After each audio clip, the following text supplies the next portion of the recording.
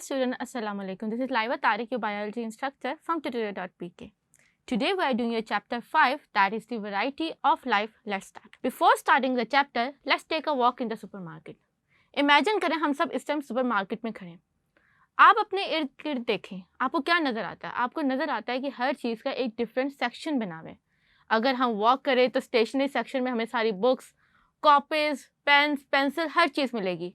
जबकि अगर हम लोग वेजिटेबल सेक्शन पे जाएंगे तो इस टाइम मार्केट में जितनी भी वेजिटेबल्स अवेलेबल होंगी वो सारी उस सेक्शन में मौजूद होंगी.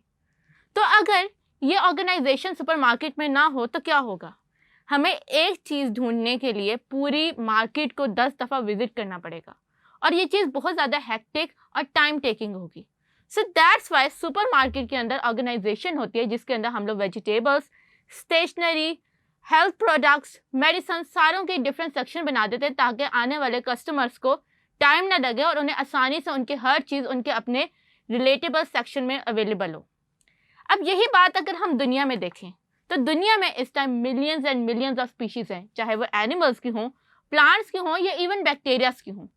तो अब साइंटिस्ट के लिए किसी एक ऑर्गेनिज्म को ढूंढना इतने ज़्यादा millions and millions of organisms में और उसको स्टडी करना बहुत ज़्यादा मुश्किल था.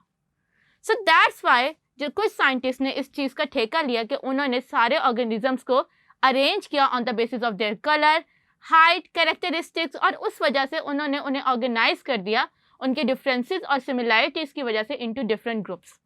तो इन ग्रुप्स की वजह से जो आने वाले साइंटिस्ट हैं उन्होंने अगर किसी एक ख़ास ग्रुप को स्टडी करना होता था तो उनको सारे millions and millions of organisms से गो थ्रू नहीं करना पड़ता था, बल्कि अपनी पसंद के ग्रुप को वो उठाते थे और उसी के रिलेटेड तमाम ऑर्गेनिजम्स के मुतालिक उन्हें इन्फॉर्मेशन मिल जाती थी और उसी को वो इजीली स्टडी कर लेते थे. तो इस चीज़ को जब उन्होंने डिज़ाइन किया तो उन्होंने एक चीज़ माइंड में रखी जिसका नाम था फाइलोजेनेटिक लिंकेज.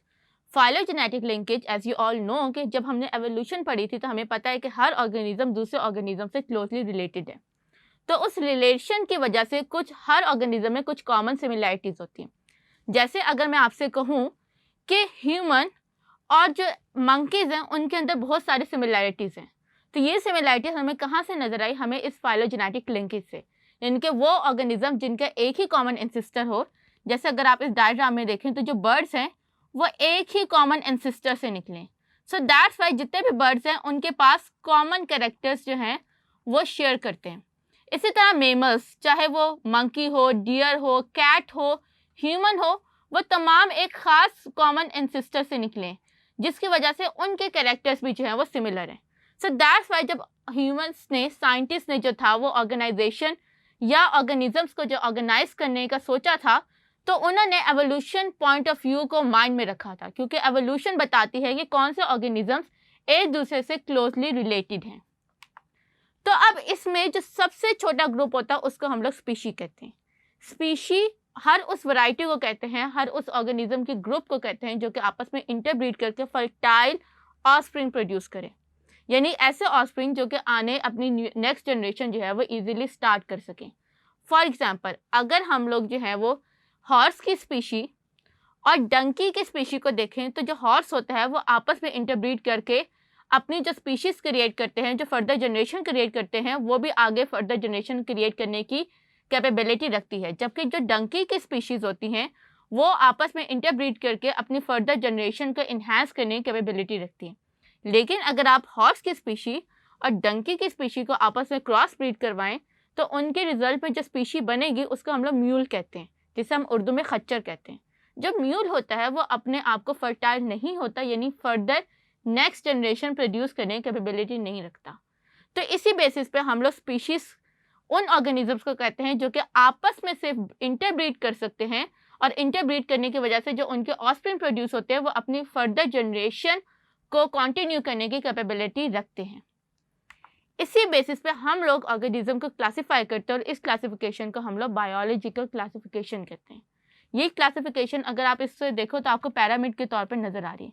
इसमें सबसे बड़ी जो हम लोग की नॉर्मली क्लासिफिकेशन यूज़ होती है वो किंगडम से स्टार्ट होती है, लेकिन कुछ साइंटिस्ट यानी कि बाहर के मुल्कों के अंदर डोमेन और लाइफ को भी जो है बायोलॉजिकल क्लासिफिकेशन में रखा जाता है. डोमेन से मुराद ये है कि वो प्रोकैरियोटिक सेल से निकले हुए, यूकैरियोटिक सेल से निकले हुए, या फिर आर्चिया बैक्टीरिया से निकले हुए। ये 3 जो हैं ये डोमेन्स है। उसके बाद किंगडम्स आते हैं। देन किंगडम्स में जो है वो हमारे पास kingdom Plantae, Animalia and fungi वगैरह, ये किंगडम्स है। फिर किंगडम्स के आगे फाइलम आता है। जैसे अगर मैं एनिमेलिया के फाइलम को देखूँ तो एनिमेलिया के फाइलम में हमारे पास जो है वो फाइलम प्लेटिहेलमिन्थेसिस है, फाइलम मलस्क है, फाइलम आर्थ्रोपोडा है। आर्थ्रोपोडा यू ऑल नो कि ये वो फाइलम होता है जिसके अंदर तमाम इंसेक्ट्स को जो है वो क्लासिफाई किया जाता है। फिर उसके बाद हम अगर फर्दर बात करें तो क्लासेस के अंदर उन आर्थ्रोपोडा यानी कि इंसेक्ट्स को फर्दर ग्रुप्स में क्लासिफाई किया जाता है। जैसे आर्थ्रोपोडा के अंदर कुछ 6 लेग्स इंसेक्ट होते हैं, कुछ ऐसे इंसेक्ट्स होते हैं जो कि फ्लाई कर सकते हैं, कुछ ऐसे इंसेक्ट्स होते हैं जिनके पास लंग्स होते हैं या जो वाटर में रहते हैं। तो उसकी बेसिस पर हम उन्हें डिफरेंट क्लासेस में कैटेगराइज करते हैं। फिर उन क्लासेस को हम लोग फर्दर उनकी सिमिलैरिटी की बेसिस पे ऑर्डर्स में लेकर जाते हैं। ऑर्डर्स के बाद हमारे पास आती है फैमिलीज, तो फैमिलीज के बाद हमारे पास आती है जीनस, और जीनस के बाद आखिर में हमारे पास स्पीशी आती है। तो जब हम लोग बायोलॉजी की क्लासिफिकेशन लेते हैं तो हम पैरामिड इसलिए ड्रॉ करते हैं कि पैरामिड हमें शो करता है कि सबसे स्मॉल यूनिट कौन सा और सबसे लार्जेस्ट यूनिट कौन सा है। तो अगर आपसे कोई क्वेश्चन पूछे कि स्मॉलेस्ट यूनिट ऑफ बायोलॉजी की क्लासिफिकेशन क्या है, तो वो डेफिनेटली स्पीशी है। और आपके पास जो है सबसे लार्जेस्ट यूनिट ऑफ क्लासिफिकेशन क्या है, तो आपके बुक के अकॉर्डिंग वो किंगडम है। लेकिन अगर हम लोग बाहर इंटरनेशनल बुक्स के अकॉर्डिंग देखें तो वो डोमेन कंसीडर की जाती है। तो इनको याद करने के लिए आप सिंपल याद रखें KPCOFGS।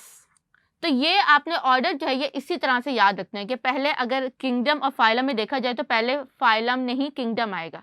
अगर आप लोग पहले फाइलम लिख देंगे तो आपका ये क्वेश्चन जो होता है वो रॉन्ग कंसीडर किया जाता है।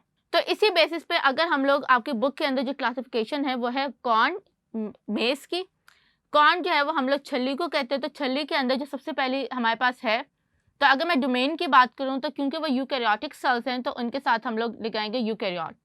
एंड देन किंगडम में हमारे पास प्लांटी है क्योंकि ये प्लांट्स के किंगडम से बिलोंग करते हैं।